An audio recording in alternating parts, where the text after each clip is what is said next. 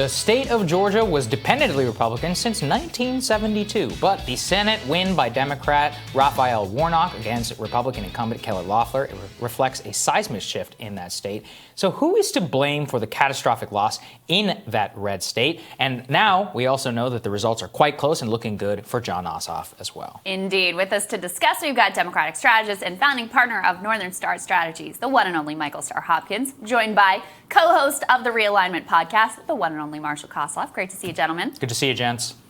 Thanks. Morning. Michael, let me start with you. Who's to blame here? You know, I got to say, I think this is less about who's to blame and more about what lessons Democrats need to learn from last night. Since 2018, Democrats have been on the ground organizing, mobilizing, and coalition building, and it shows. You combine that with message discipline, talking about kitchen table issues, and being unapologetically Democrat. I think it shows that there is a path forward, especially in southern states. Now, was Kelly Loeffler an awful candidate? Did Donald Trump act as a anvil that dragged the party down? Absolutely. But Democrats learned something from last night that I think will stick in 2022 and 2024. Yeah, no, there's no question about that. Marshall, let me ask you. I think Trump is top line to blame, Mitch McConnell secondary to that. Trump, in this particular aspect, I've been looking at these results all night. Gwinnett County and Cobb County are two suburban districts around Atlanta. Purdue won those by 10 and 13 points, respectively. Ossoff, this time around, 20 and 14 points. It shows that Trump has decidedly made many formerly Republican voters into Democrats, but has not carried, or at least been able to use his coattails to drag enough Republicans in order to carry people like Purdue and Loeffler across the finish line. I'm glad you set it up that way because I want to respond to what Michael said real quick, which is obviously there are big lessons to learn from this race, but there are a lot of people to blame, and we should talk about the people to blame because in this unique circumstance, so much of what went wrong was based on individual choices that individual leaders made because of a weird mix of being bad at politics, being a cowardly politician, and then frankly not understanding the actual needs of the voters and the people you're trying to represent. So let's start with President Trump. In a weird way, President Trump, as per usual, sort of got it. He understood that the $600 stimulus check should have been $2,000 because the rallying cry you would have wanted coming into this race was the Republican Party is working to prevent this economic catastrophe of the coronavirus from hurting people. So he sort of got that. At the same time, though, because of his ego, he decided to spend the past 2 months distracting Republican politicians with the stop the steal crap in a way that just led them, because frankly, there's not a lot of leadership in the party right now, to follow his lead. So you didn't see Kelly Loeffler and Purdue focusing really hard on checks and the economic progress for a long time. Instead, you saw them half-heartedly do the halfway stop the steal crap, which the voters you're talking about there just weren't there for.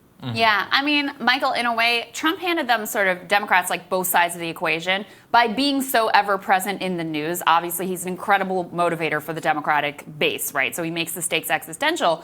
But he also handed them this incredible issues that they weren't really running on, which is the $2,000 checks. And they made that the focal point. Reverend Warnock was putting up Facebook ads that just said, vote for me and you'll get $2,000 checks. I mean, they really actually, for once, stood for something, and that seems to have paid off. Yeah, I will say, a couple of weeks ago, I talked about the fact that I appreciated Warnock and Ossoff both not taking a lot of the bait in terms of kind of cultural issues and really sticking to economic issues right now, because that would be the thing that would win over some of these disillusioned Republicans and independents. And I think we saw that, but we also saw some of the rejection of not just Trump, but what we're seeing today in D.C. with the rejecting of the certification for Biden and just kind of the overall tone. I think a lot of Republicans either stayed home or punished the Republican Party for what they're saying is now, kind of illogical behavior. No, you're right, Michael. I mean, it's clear in the data. Many of the hard Republican counties in Georgia only turned out to 90% of general election turnout, and many of the Democratic ones performed over 100%. I mean, it's a very clear story about who was depressed and who overperformed. Marshall, the other part, this is what Crystal just brought up, with those $2,000 checks. And yes, Trump clownishly, inserted itself into the debate, fake, said he was going to veto, didn't veto, all of that. But, Mitch McConnell could have passed this thing clean through. And it seems very much that the master negotiator, master tactician, and all of that played a large role in the defeat of the president and in the defeat of his own majority leadership in the United States Senate. This is the point that is very depressing for anyone who's sick and tired of the fact that our politics seems stuck just in a spinning wheel the whole time. It seemed to me that many in Republican leadership and many Republicans who were on the ground thought that they could find a third way around the Trump situation so they could lean into the idea of, hey, Republicans are the working class party now, and hey, Republicans actually turned out really decently. So they focused on they did the half-hearted stop the steal point. They did the focus on socialism. They focused on Senator-elect Warnock's personal background. And obviously there's plenty of stuff that aren't great in that background, but they just got distracted from the fact because they thought they were able to do this a different way. And that clearly was a terrible strategy. Yeah. Marshall, let me ask you too. I mean, we're just parsing through the exit poll results to really figure out what some of the trends and some of the shifts were. But it seems like one of the things that was different from November is a notable shift among black and brown voters towards the Democrats. So any of the, realignment that Trump had successfully pulled off of some small amount within the black community, but a larger amount within Latinos, seems to have reverted back to Democrats in this election. What do you make of that piece?